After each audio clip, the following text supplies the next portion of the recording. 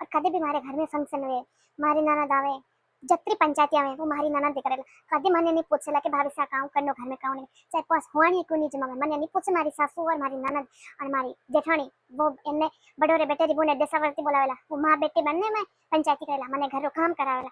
एडो कोई सासू जीवे एडो मारे हाथे भेदभाव करे। जरा मने गुस्सो आने मारा धनी रा पिस्सा एक एक पिस्सो मारे धनी रो यूज करे घर में, मने नहीं पूछे।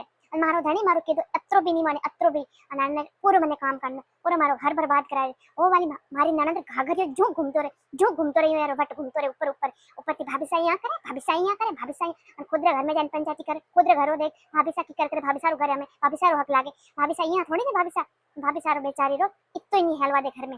भाभी सा काम करनो यार, भाभी सा ने नौकरानी टाइप काम करा, तू काम कर तू काम कर तू काम कर। किया मारे जीव कोई नहीं, मैं कोई नहीं समझू, मैं सब कुछ समझू।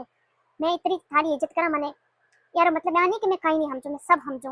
અને મને મારી એવડી સાસ તો इतनी नगटी है, जितना लोग आवे वहां आगे मारी बीननी यहाँ करे, मारी बीननी नगटी है, मारी बीननी काम मारो सास रे तो प्लास्टिक का नहीं स्टील का अपना चाहिए, स्टील का वो भी आजकल में एड़ी मारी सासू माँ है।